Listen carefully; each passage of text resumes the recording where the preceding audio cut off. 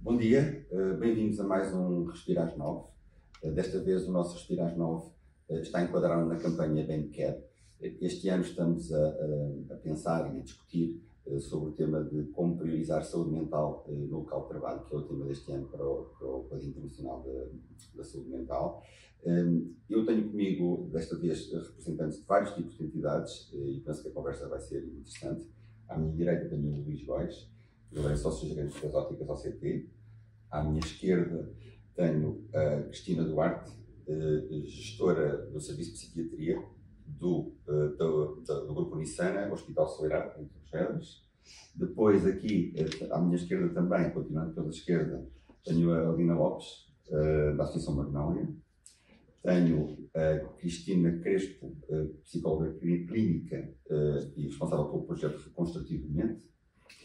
Depois, passando aqui à minha direita, a sorridente Sónia Patrício, enfermeira especialista, faz muitas coisas, trabalha com o Hospital CUF, tem o seu projeto Positive Parenting, é também formadora e muitas outras coisas, ficamos por aqui. E finalmente tenho aqui a Cristina Duarte, desculpa, tenho aqui a Maria Calheiros, que também já fez muitas coisas e que neste momento está a seguir a sua paixão de fazer fotografia, com incidência em particular na fotografia de família e no cotidiano, no nosso cotidiano. E vamos falar um pouquinho mais sobre isso também. Eu, para dar um bocadinho o mote da nossa conversa, deixava só aqui um ou dois apontamentos que são dados interessantes, nomeadamente dados da Ordem dos Psicólogos, que fez um estudo precisamente sobre a importância da saúde mental e da saúde psicológica no universo do trabalho e das empresas. O que a Ordem dos Psicólogos Portugueses descobriu é que, por cada 2 anos, as empresas portuguesas perdem mais 2 mil milhões de euros por questões ligadas a perturbações de saúde mental, seja pelo burnout, seja pelo absentismo, pelo presentismo, pelas depressões. Portanto, a cada 2 anos há mais de 2 mil milhões de euros de perda de receitas de produtividade nas empresas portuguesas. Um dado também pode ser interessante, falando em especial do universo dos jovens e dos jovens profissionais, porque é esse o tema que anima este nosso primeiro pequeno almoço hoje, que é o crescer no local de trabalho, é que um estudo recente também aos estudantes universitários, que são aqueles que estão na antecâmara da entrada do mercado de trabalho, revela que quase metade, 48%, dizem que sofreram ou ter sofrido recentemente de algum género de perturbação de saúde mental. E 28% tomam regularmente medicação, ansiolíticos, para dormir melhor, enfim, um conjunto de medicamentos, sendo que menos de metade faz isso com acompanhamento médico, porque não tem tempo, porque é caro, porque o nosso Sistema Nacional de Saúde tem as dificuldades que sabemos em termos de acesso ao serviço. Portanto, deixávamos estes dois conjuntos de dados para, como início de reflexão. Por um lado, isto é algo que realmente tem um custo económico tremendo na produtividade das empresas e da economia, e por outro lado, naquilo que são os jovens profissionais, eles já chegam às empresas com esta bagagem que o universo dos universitários nos mostra. E, portanto, o que eu talvez começasse por perguntar, começando aqui pela minha mesa e depois abrindo a conversa aos restantes participantes, talvez até aqui pelo lado mais da área da saúde, a Cristina Duarte, o que é que estes números lhe despertam? Como é que enquanto gestora de um serviço clínico, o que é que isto lhe desperta, este género de informação? É que as pessoas cada vez vivem mais em stress, há muitas exigências e há exigências quer a nível profissional, quer pessoal. E as pessoas muitas das vezes não conseguem suprir essas exigências, e isso gera nelas um stress muito grande que elas não conseguem gerir.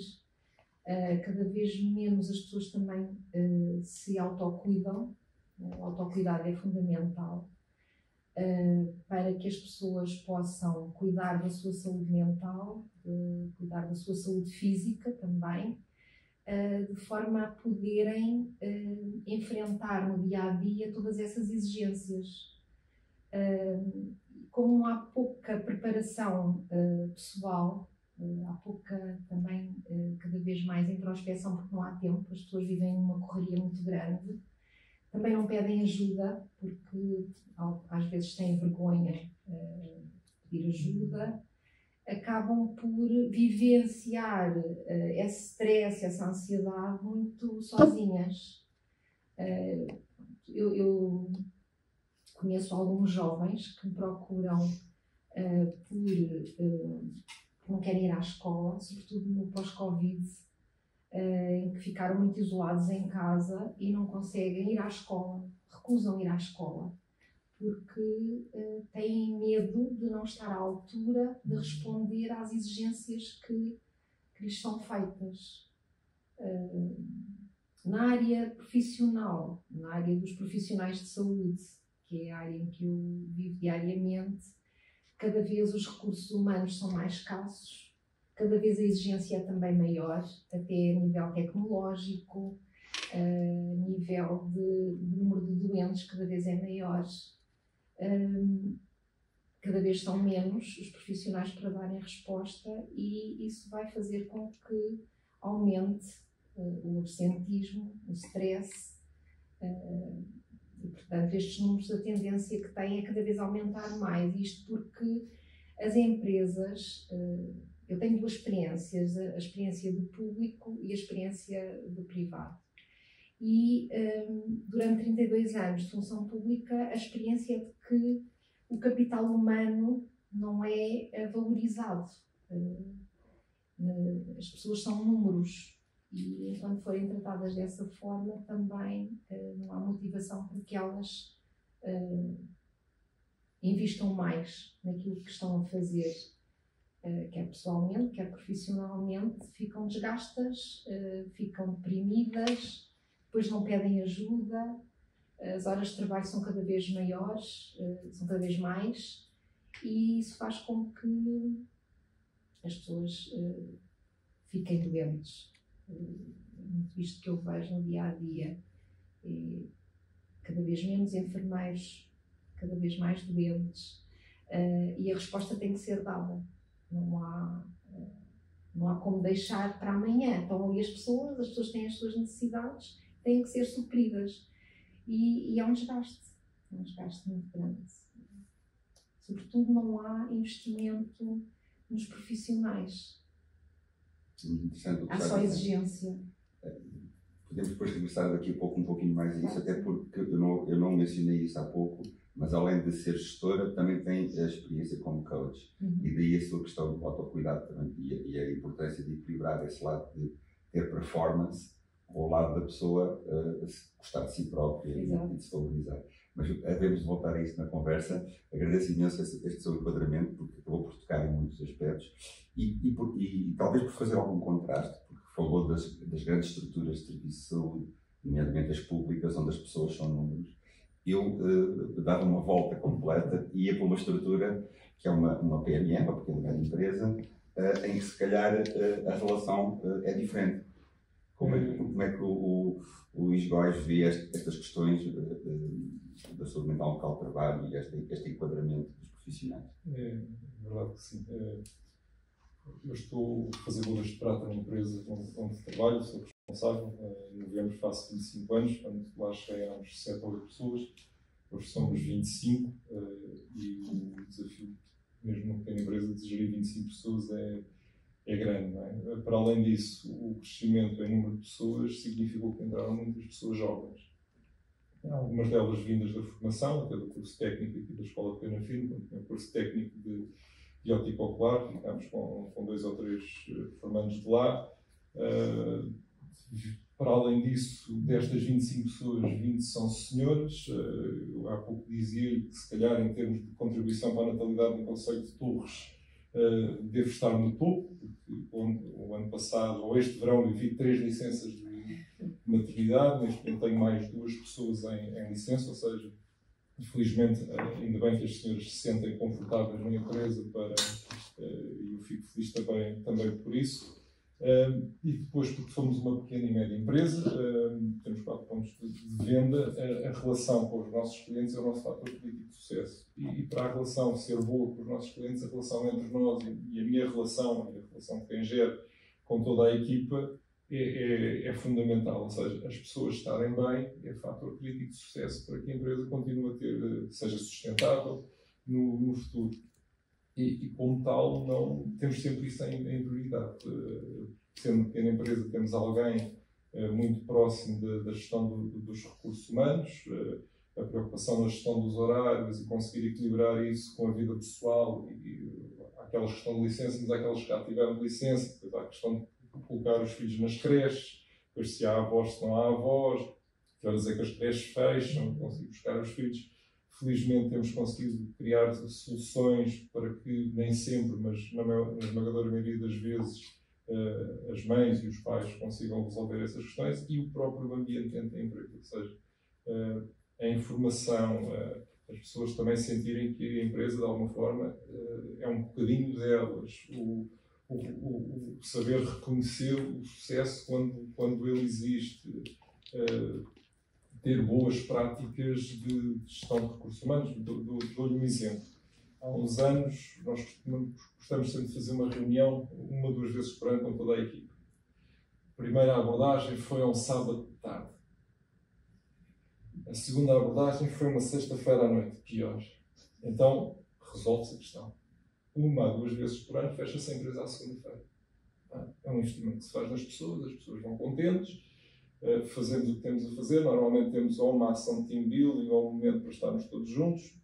Agora, neste primeiro semestre do ano, estivemos lá em cima no ambientar, de manhã reunimos, fomos, eu acho que não faz mal fazer publicidade, fomos almoçar ao Roots, tivemos ali um bocadinho e não trabalhámos. E agora, em novembro, provavelmente vai acontecer algo semelhante, porque este tipo de ações são ações de trabalho, fazem sentido que sejam no horário de trabalho, não fazem muito sentido que signifiquem horas extraordinárias para as pessoas, e com vários tipos de investimento que nós fazemos ao nível do marketing, isto acaba por ser um investimento de marketing de recursos humanos e as pessoas reconhecem. É verdade que é menos um dia de faturação, mas depois o retorno eu não consigo mensurá-lo em números, mas estou absolutamente convencido que é bastante superior que à perca das vendas daquilo. É um investimento.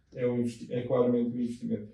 E eu penso que, como isto é uma empresa pequena, até a própria comunidade o reconhece. Ou seja, olha, eles este ano já fecharam, estão a fazer reunião de equipa e durante a semana não vem cá hoje, vem cá amanhã. Pode-se perder a um outro cliente, admito que sim, mas vale realmente a pena.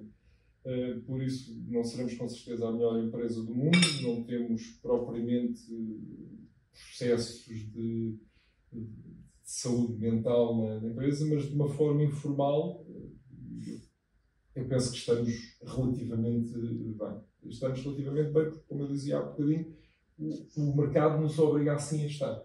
Se as pessoas que trabalham na empresa não estiverem bem, a relação com o cliente não vai acontecer como deve ser, e esta é a realidade. Interessante.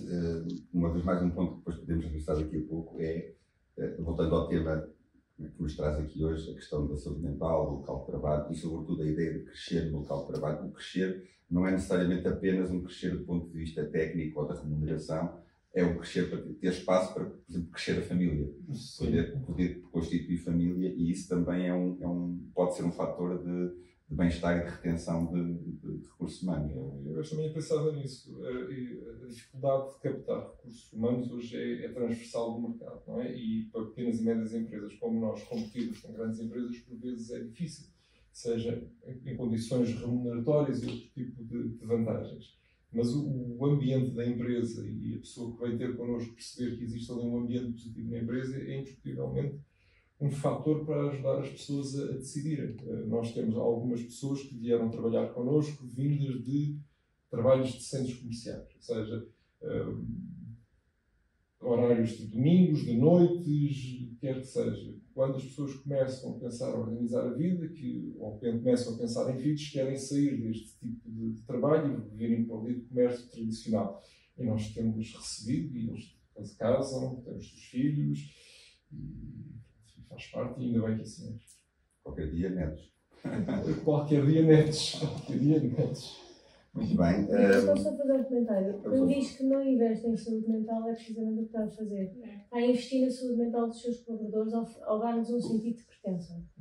E isso ajuda a si a nível de retenção dos colaboradores e ajuda-os a eles a sentirem-se menos sozinhos e isolados no trabalho. E isso é investir em saúde mental. E o investimento em saúde mental, do meu ponto de vista, deve ser na prevenção. Não em oferecer consultas quando uma pessoa já está em burnout. É exatamente estas iniciativas que para mim vão fazer a diferença. Ou seja, a ideia de que precisamente uma cultura de empresa que seja propícia a criar zonas de conforto, zonas seguras, onde a pessoa sente que eu posso crescer como profissional, posso crescer como ser humano e posso crescer como família, não é? E isso é interessante. Aliás, eu aproveitava esse ponto para falar ali com a senhora enfermeira, a senhora enfermeira Sónia, que especializa muito também nos cuidados na primeira infância. E qual é a sua percepção na sua atividade profissional de como é que as pessoas vivem a parentalidade na relação com o trabalho? É conciliável, não é conciliável? É uma fonte de stress, não é? Como é que é a sua observação? O que eu acho que hoje em dia acontece, e acho que isto também já há alguns anos, não é só agora, é difícil, sobretudo na minha área, na nossa área da saúde, que trabalhamos por turnos, que temos uma exigência também a nível de trabalho e da falta de recursos, como a colega falou. É muito difícil, portanto, gerir aqui a questão da parentalidade. Portanto, as pessoas, quando pensam, lá está, ser mãe, ser pai, e tentar aqui equilibrar a gestão da vida profissional. E é muito difícil porque não há fins de semana, noites e afins, isto tem que ser tudo muito pensado. E é difícil, sobretudo nesta área. O que eu acho que é gerador de stress, grande parte dos sítios, portanto, em termos de atividades profissionais, eu entendo que muitas não oferecem, na verdade, grande abertura nesta questão, especificamente no meu caso da CUF. Eu não tenho filhos, mas falo muito com os meus colegas que têm. Existe alguma preocupação em ter algumas políticas de incentivo, nomeadamente eles agora tentam dar o primeiro dia de escola, para poder ir com os filhos à escola, as licenças de maternidade. Nunca assisti a alguma dificuldade, algum impedimento ou alguma retaliação que faça alguma licença mais alargada, nunca vi. Portanto, eu acho que essa parte é positiva, porque na verdade é difícil depois captar também recursos, sobretudo dos mais jovens, que querem casar, ter filhos e constituir família. Mas eu tenho aqui uma coisa a dizer, que estava aqui a marinar. Eu acho que, na verdade, há muitos anos, eu trabalho há 20 anos, nós profissionais de saúde somos muito, não todos, mas como o Vítor disse, eu faço muitas coisas, mas acho que isto é muito viciante. Nossa profissão, nós fazemos isto e mais aquilo e temos sempre necessidade de fazer mais. Não consigo muito bem ainda perceber essa gênese, mas acho que isto está muito em nós e é cultural. Mas eu assisto recentemente também na formação de colegas e de auxiliares e de jovens, que eles sabem-se proteger muito mais do que eu, ou que provavelmente... A nova geração. A nova geração. O que é que eu digo com o proteger? Eu às vezes digo, olha, não queres vir neste dia ou fazer isto? Não querem. Mas na verdade eu não encaro aquilo como eles não querem saber do trabalho. Eles de facto têm algum assunto pessoal planeado e eles priorizam esse assunto pessoal.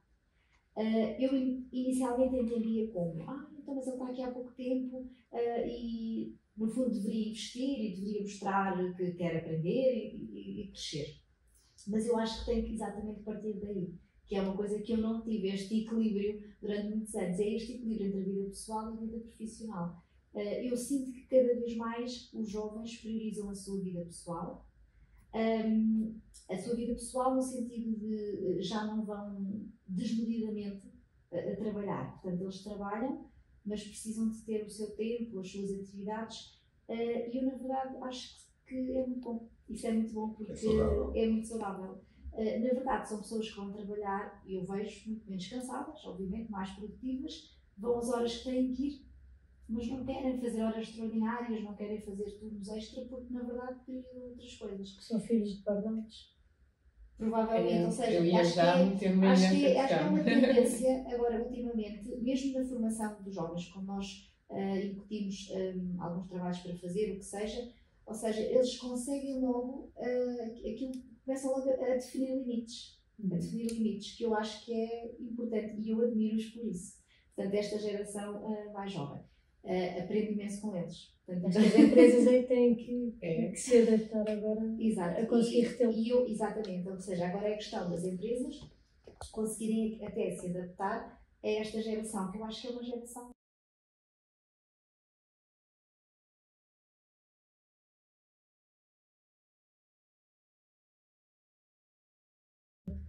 E, portanto, estão uns anos à frente da maioria das empresas, que agora se vêm a perder colaboradores constantemente. E há empresas de consultoria, maioritariamente, que têm políticas internas de retenção. Eles já têm uma equipa só pensada para como é que eu vou reter os meus colaboradores. E tem muito a ver com isto. Com este, eu acho que os empregadores têm que ser educados a respeitar e a aceitar uma coisa que para mim é óbvia, não é? Que é o tempo pessoal é o tempo pessoal. E isso não ter represálias. Quando dizes que já há mais políticas, a licença de maternidade ninguém se pode opor. Legalmente não há uma guerra que nenhuma empresa vá comprar porque sabe que vai perder. Eu acho que o desafio é o depois. É o regresso ao trabalho com licenças de amamentação e mesmo que não haja licença de amamentação, este pai e esta mãe querem estar com a criança. E é a função deles. Sim. Ter esta flexibilidade de horário, a meu ver, é fundamental para que a pessoa esteja em equilíbrio. Caso contrário, não há equilíbrio interno. Não pode haver. Não só a questão da licença, eu falo desta questão de alguns incentivos. Portanto, isto do primeiro dia de creche, notei que foi, os colegas que têm filhos acharam realmente que foi um incentivo muito grande, porque era sempre uma loucura de trocar turnos para levar os filhos e para se organizar. As pessoas metem férias ou metem folga. E acho que isso foi um ponto importante.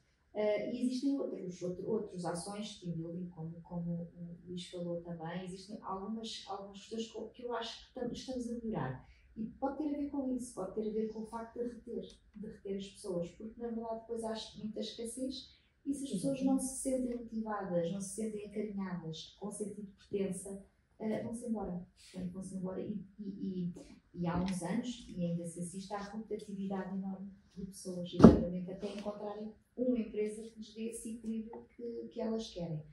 Sobretudo quando querem se constituir família, ser pai e mãe, portanto, assiste-se muito a quererem fazer horários mais fixos, a quererem ter outro tipo de horário mais flexível, e se isso não acontece, é difícil reter as pessoas. Eu queria aproveitar também esta linha de conversa para já que estamos a falar do que é que faz correr os jovens profissionais. Eu queria passar a palavra também à Alina, que o seu trabalho é fundamentalmente lidar com os jovens e, sobretudo, aqueles jovens que muitas vezes são mais resistentes a integrar-se no mercado de trabalho, a seguir essa conformidade. O que é que pode ser feito para criar maior ligação ou maior potência dos jovens na sua ligação com o trabalho? Como é que vês isto acontecer, sobretudo naqueles jovens mais resistentes a entrar os chamados NEETs, não é? Os jovens que nem trabalham, nem estudam. Fazem até muita coisa. Exatamente. Como é que mostra-nos este esquema pelo olhar deles? Olha, eu vou mostrar um pouco o olhar deles, um pouco o meu próprio olhar, que eu estava agora a falar sobre os filhos. Eu já tenho um filho com 28, tenho outro com 25, em que, por exemplo, está a dizer que eles porque são mais resistentes, em que ambos, houve uma fase da vida deles que eram unidos, digamos, em que não se sentiam felizes em lado nenhum, ou não queriam mais estudar, e iam para o emprego. A minha filha dizia que tinha mau feitio.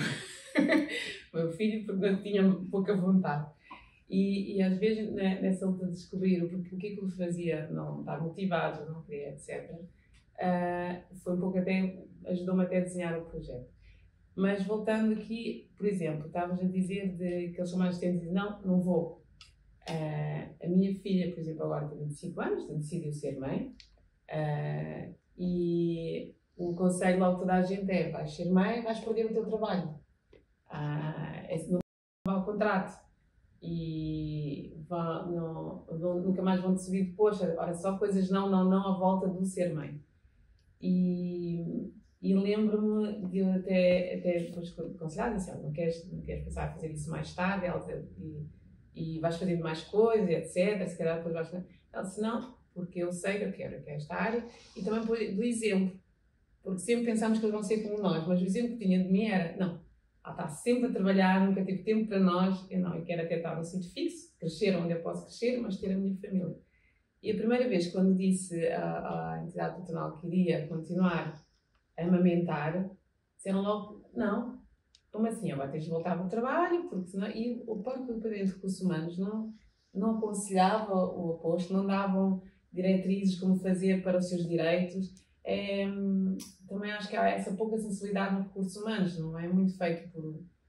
Mesmo aqueles que são feitos por mulheres, mas também já trabalham defensiva para a entidade, não de mulher para mulher.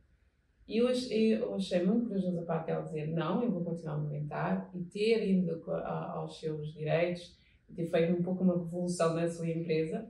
E neste momento já tem agora um espaço de alimentação, já foi ela própria promovida como coordenadora, mas no entanto aí está, mas outra pessoa, as que antes dela, mais velhas, todas recusaram de amamentar, pararam a amamentação, outras recusaram de ter segundo filho, tiveram esse medo de repressálias. E ela, com 20 e tal anos, foi como a dizer: não, estás a ser mau feitio, lá estás tu a querer mudar as regras, etc. Vocês jovens não querem ir trabalhar. A primeira coisa que ela ouviu: vocês jovens não querem ir trabalhar, não querem fazer nada. Eu disse: não, eu tenho a minha vida, eu tenho as coisas coordenadas, eu não vou mudar o meu turno, eu tenho os meus direitos.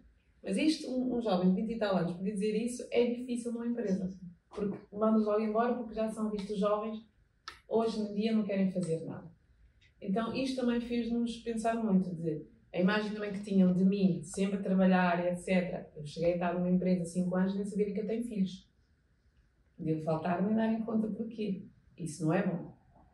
Isso quer dizer que eu mesma sabia que poderia não ir à frente ou não crescer naquela empresa se eu tivesse filhos. Durante 5 anos, nenhum dos meus chefes sabia que eu tinha filhos, sequer, nem os meus colegas.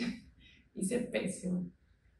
Porquê? Porque existe essa coisa: não, eu sou mulher, vou ter que estar aqui, etc. Ter aquela postura, não posso trazer a minha vida familiar cá para o emprego, senão não vou ter repercussões, não vou crescer. E fico muito orgulhosa que os meus filhos não tenham seguido o meu exemplo e virem aquilo como negativo: minha mãe cresceu, fez muita coisa, etc. Mas não fui assim tão boa mãe. Mas gosto de pensar que sim, porque alguma coisa tem que ser. E o que é que tu vês nos jovens com os quais trabalham na Magnolia? Como é que os vês na relação com o trabalho? Eu trabalho com muitos jovens, são monitores que nós vamos formando, alguns já foram nós formandos, agora trabalham connosco, e às vezes fazer essa transição de responsabilidade, a retenção, porque como trabalhamos às vezes, vamos às escolas, etc., acho muito importante mantermos a retenção. E a dificuldade que eu tenho às vezes com muitos tem muito esse síndrome de impostor. Já toda a gente sempre diz que não conseguem, ou vão por uma escola em que estão professores, educadores, ou vão para um hospital e acho que são sempre inferiores às pessoas que já estão lá, que eles não vão levar nada. E às vezes também noto que há uma memória deles na escola, sempre já foram jovens que disseram: tu não és capaz. Então imagina eles estarem dentro de uma escola com aquele papel: eu vou ensinar alguém. Então acho que há muito isso, de muito ouvir: não consegues, e eles mesmo, quando chegam a um topo, eles mesmo se retraem. Não querem subir. Não, vou fazer isto, ou então eu não sei, etc. O que eu vi, que pelo menos nós na Magnolia mudámos, foi... estamos sempre a ir buscar, não pensamos só a Magnolia, só o que eles fazem lá. Estamos sempre a procurar quais são as outras paixões que mais gosto. Aqui dentro... o que é que achas que podes contribuir mais? Construímos o projeto do ano, cada um buscando cada skill de cada um e darem o seu feedback. Olha, eu até gosto de fazer isto, achas que eu posso também contribuir com esta parte? E nós alimentamos isto e mandamos para formações, fazem exchange, fazem intercâmbio também com o nosso consórcio, o que eu vi, conseguimos reter 15 jovens numa equipa que faz AECs e monitores é uma coisa raríssima. É uma coisa muito part-time, muito... Vão fazendo isto só para ter uns trocos, como eu dizem, mas agora conseguem mesmo ver isso como um emprego e alguns até terem voltado a estudar e outros mesmo terem criado o seu centro de apoio nos seus próprios bairros.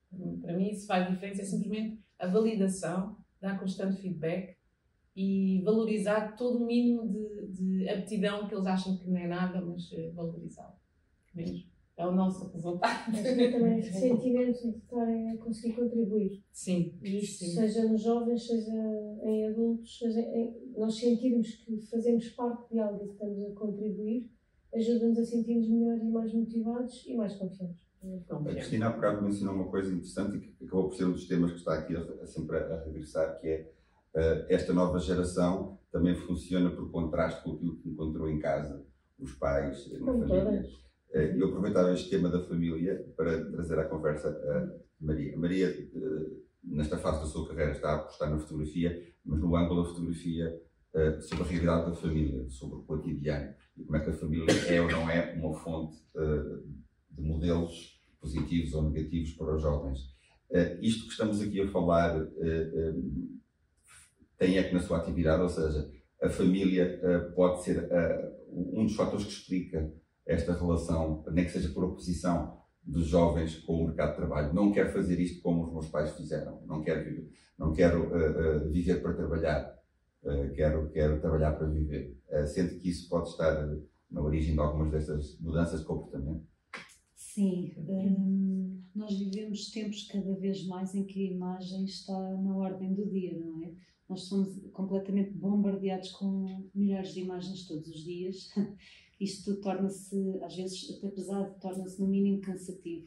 Conseguir destrinçar, filtrar tanta informação, o que é que nós retemos, o que é que nos fica, isto às vezes pode se tornar de facto pesado. A fotografia que eu faço é uma fotografia documental, nomeadamente de família. Foi sempre essa fotografia que eu fiz desde miúdo, porque fui sempre aquela que tinha a máquina fotográfica do grupo, de amigos, na família. Eu era sempre a miúda da máquina fotográfica, ia fazendo os registros e essa fotografia de facto documental sempre existiu em mim. Não sabia que se chamava dessa forma, claro, só bem mais tarde é que percebi que ela tinha um nome. A fotografia documental, ela baseia-se no fotojornalismo, portanto é uma fotografia crua, não é? Real, ela mostra a vida como ela é, portanto não se pode maquilhar, não se pode alterar, ela mostra a vida como ela é. No caso das famílias, no caso das novas gerações, das crianças, dos jovens, como é que ela se reflete, como é que ela se revela? Também de uma forma crua, pelo menos é isso que eu pretendo captar e mostrar, a vida como ela é. E é difícil para essas gerações de forma crua? Mais ou menos. Eles estão... Há de tudo. Ainda há aquelas famílias que querem muito a fotografia chamada lifestyle, que é a típica fotografia que se vestem todos a condizer, todos de igual, com a harmonia das cores, enfim, e gostam de ir à beira-mar, fazer umas fotografias. Não há problema nenhum nisso, é positivo, aliás, a família querer ter essas memórias e ter uma fotografia bonita para pôr na moldura é perfeito, é ótimo, não é? É o reflexo da família e gostam de se rever, é ótimo. Mas a fotografia que eu gosto de fazer, aquela que me faz vibrar, aquela que me motiva, é de facto a documental. É a que mostra a vida como ela é, porque é isso que nós somos. É isso que um dia vamos ter saudades, não é? A fotografia enquanto memória de presente, mas também de passado e para futuro, para as novas gerações, não é? Para nós e para os nossos filhos e para quem vem. É aquilo que nos deixa saudades e que gostamos de recordar era a vida como ela era e não a fotografia bonita à beira-mar ou num parque, enfim.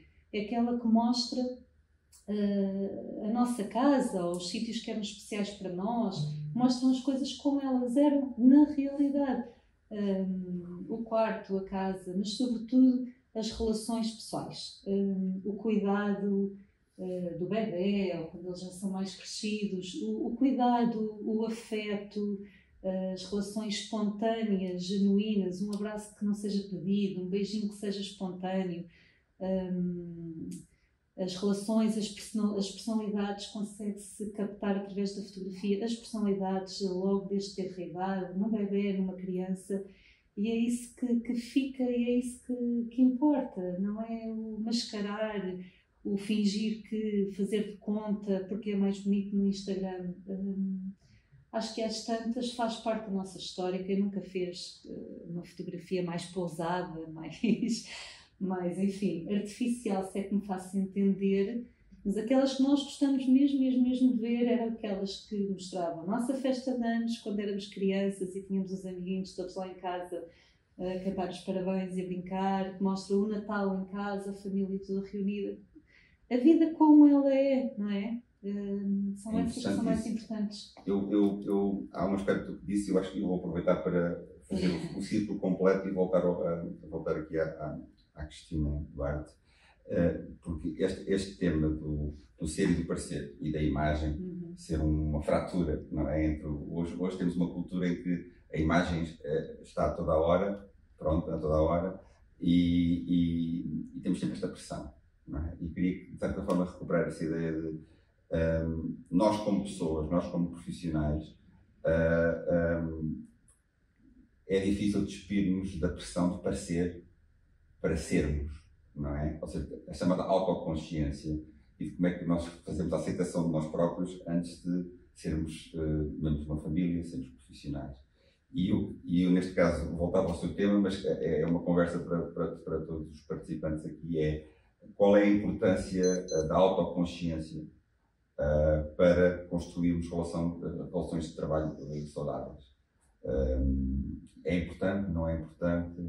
Deixo aqui aberto, em particular aqui as duas Cristinas, que me parece que têm algo a dizer também sobre este tema. O que é que vos parece? Sim, o autoconhecimento, sobretudo, é fundamental. Porque quanto melhor eu me conheço, melhores escolhas eu sei fazer na minha vida, não é? E para isso é preciso fazer um trabalho introspectivo, que às vezes as pessoas não fazem. Muitas das vezes perguntamos às pessoas: quem és tu? E as pessoas ficam a pensar. Diz-me 5 coisas que te definam. Eu sou, começando por o eu sou. E as pessoas ficam a pensar muito tempo. E isto é preocupante, não é? Porque significa que não se conhecem assim tão bem, ou que não pensam bem sobre elas mesmas. E portanto, se não se conhecem bem, como é que sabem o que é que querem? Não é? Se não se conhecem bem, se não pensam aprofundadamente nesse assunto, como é que se vão sentir bem? Como é que se aceitam? Não é? Porque esta coisa de termos que parecer passa muito pelo facto de não nos aceitarmos. A pessoa, quando não se aceita como ela é, está sempre a tentar compor. Não é? E isso não é bom. As pessoas não se sentem bem porque não são elas, não se estão a mostrar. E cada vez mais as pessoas vão colocando máscaras, não é? Vão colocando máscaras para se protegerem, para protegerem o seu eu e as suas crenças limitadoras, que às vezes acham que não são capazes, que não vão conseguir, que não são amadas.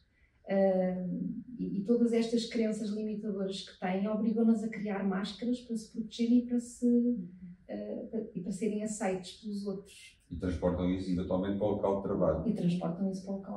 Eu acho que não são elas próprias. É uma coisa que eu tenho pensado muito nos últimos dias, não sei porquê, e agora esta conversa vem outra vez. E eu acho que tudo tem início com a entrada de telemóveis numa escola. Porque as crianças deixam de poder ser crianças porque alguém pode estar a fotografar, porque a aparência impressa, porque depois há bullying e cyberbullying, porque tiraram uma fotografia comprometedora e, portanto, a consciência deles de terem que estar impecáveis ou terem que manter uma imagem, o acesso às redes sociais mais cedo e, portanto, são jovens que já estão a crescer com isto incutido de eu tenho que ter atenção a isto, eu tenho que ter medo de ser quem sou, quem eu sou tem que ser controlado para ser aceito. Sim. E isto faz com que jovens adultos não se conheçam, porque nunca pararam para pensar, porque eles têm que ser aquilo que é esperado que eles sejam. E cada vez mais me vem mesmo a certeza de que o acesso de jovens a telemóveis, desde tenra idade, é o início de grandes dos problemas que nós temos na sociedade. Hoje em dia não é só, obviamente, temos uma sociedade muito mais individualista, muito menos preocupada, muito menos a olhar para o outro e muito menos colaborativa. E isso faz com que também nos sentimos cada vez mais isolados, mais deprimidos. Mas esta questão, eu penso que este é o grande desafio para mim, trabalhar com jovens hoje em dia, que é combater isto. E isto já vem há muitos anos. Isso é muito verdade, porque nós trabalhamos com um grupo de dança que estavam a ter muitas crises de ansiedade, de pânico e etc. E o professor pediu-me para fazer uma sessão, para ver o que podíamos fazer com eles. Porque ele disse, já tentámos yoga lá na academia, já tentámos tudo. Eles ficam a dizer, agora vão-me ver a fazer estas posições de pilates, não sei o quê, eu danço popping, eu danço não sei o quê. E nós trouxemos aqui no meio de nada. Não é que o Tom Vedas seja no meio de nada, o nosso tema aqui. E incrível, uma das coisas que fizemos é que toda a gente teve que deixar os telemóveis dentro da carrinha. E lá, de repente, era à volta da fogueira, era andar... Faziam tudo que para eles era ridículo fazer dentro da academia, porque eles filmavam-se eles próprios, já punham no TikTok e outro dia já estava alguém a gozar, etc. E foi incrível, porque só o facto de não terem estado telemóvel e já não estarem ali na sua zona, que nem é conforto, não é? E estarem aqui sem saber que ninguém vai filmar, nem nós podemos nos comportar. O outro não é uma ameaça. E puderam ser eles próprios, mesmo literalmente, e o próprio professor disse assim, olha, isto está, hoje foram eles, isto são eles, sem pensar, não, o outro vai filmar, vai pôr, etc.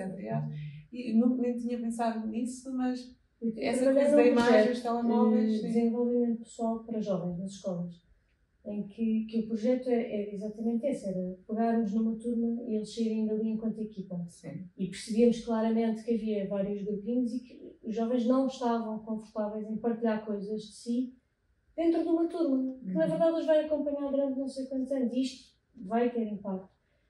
E o nosso trabalho era durante 8 horas, e eles saíam dali, trabalharmos e eles saíam dali enquanto equipa.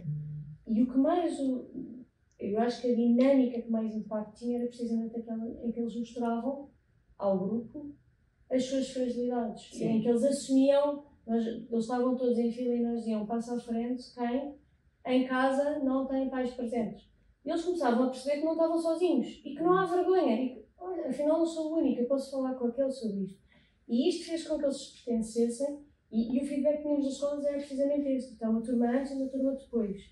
E depois eles são unidos e são colaborativos e mais conscientes.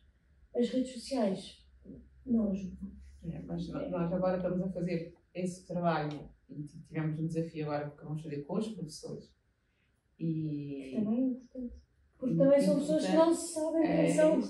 E uma das coisas que nós vimos nessa primeira apresentação, que vai ser, porque nós vamos usar a arte como terapia para a saúde mental, e tivemos convidados, e outros associados, porque normalmente vamos sempre para os alunos. Desta vez fomos com outro papel, não, este projeto é para vós. E uma das coisas que mais notámos foi essa parte do cuidado. Foi algo que nos chocou. Era o primeiro dia de aulas, dia 2 de setembro, todos a chegarem, supostamente frescos, mães, etc. E vimos já professores, já tínhamos de todos os níveis, desde o jardim de infância até ao 9º ano. Não é, pronto, mas o próprio um dos colegas, que é também coach, disse assim, não quero falar mais, mas visto, não iam com o cabelo cuidado, um dia com chinelos, é o primeiro dia de aulas, é supostamente com aquela motivação e etc. São sentidos como números também. Aí está. Depois, também depois fomos vendo outro historial, mas para nós foi chocante desde o primeiro dia de aula já essa falta de motivação, falta do cuidado. E também depois ao mesmo tempo apreciaram quando dizem, mas é para nós, ou seja, preocuparam-se connosco desta vez, porque os jovens têm até muitas ferramentas disponíveis para eles para trabalhar, porque há muitas, cada vez há mais projetos, há coisas para jovens, mas há poucos para os professores, há aqueles obrigatórios que têm que fazer para ganhar a nível de crédito, mas nada que é pensado do que eles querem mesmo. E ao sair vimos um grupo completamente diferente, mas a nossa entrada para lá até nós dissemos, como é que vamos quebrar o gelo aqui nisto, um ambiente mesmo, e elas mesmo muito, muito pesadas. Isso, a autoestima foi das coisas que vimos que faltou muito. Ok, eles têm muitas ferramentas, mas e nós? Como é que nós vamos saber sinais de alerta para trabalhar com eles? Como é que nós vamos saber? Se nem nós temos para nós próprios. Então, acho que é muito importante também vermos isso, criar esses ambientes também de trabalho, os próprios coordenadores, as escolas, verem também os funcionários como é uma equipa, um todo. Não é só os números dos jovens que vão para as escolas estar nos parâmetros X ou Y. É também eles estarem felizes no que estão a fazer, porque as pessoas cada vez estão mais infelizes na sua profissão. Ótimo. Eu penso que é um bom tom para nós terminarmos a nossa conversa. O nosso tempo de antena terminou. Eu terminaria com esta ideia, que penso que é uma ideia forte, que é, no fundo, é uma ideia muito antiga, não é? Conhece-te a ti mesmo. Temos que, e vamos esperar que as empresas, as organizações em geral, sejam espaços onde se possa ser, em vez de apenas parecer. E eu terminaria com esta mensagem que penso que é importante. E, portanto, nós aqui ficamos por aqui e vemos no próximo Espirais Novos. Fiquem bem.